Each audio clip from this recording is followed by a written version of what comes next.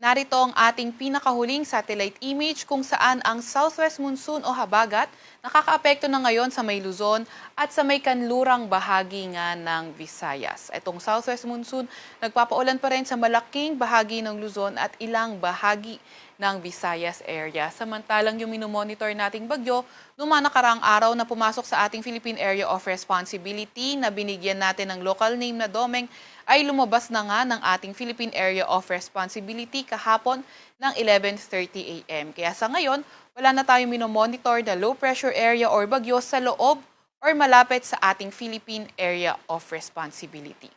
Para naman sa lagay ng panahon ngayong araw, inaasahan ang occasional rains. Yan ay sa may Zambales, sa may Bataan, Cavite, Batangas at Occidental Mindoro.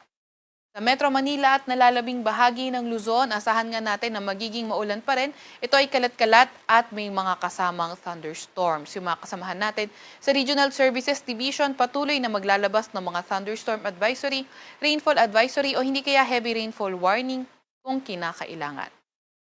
By tomorrow nga, inaasahan yung occasional rains dito na lang sa lugar ng Zambales, pati na rin sa may Bataan. At by tomorrow sa Metro Manila at nalalabing bahagi ng Luzon, maulan panahon pa rin ang inaasahan. Dulot pa rin yan ng southwest monsoon o habagat.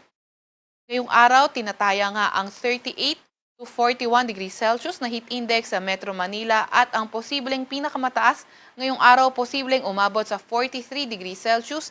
Yan ay sa mga lugar ng Tuguegarao City sa Cagayan, Baler Aurora, Infanta Quezon, Pili, Camarines Sur at Borongan, Eastern Samar.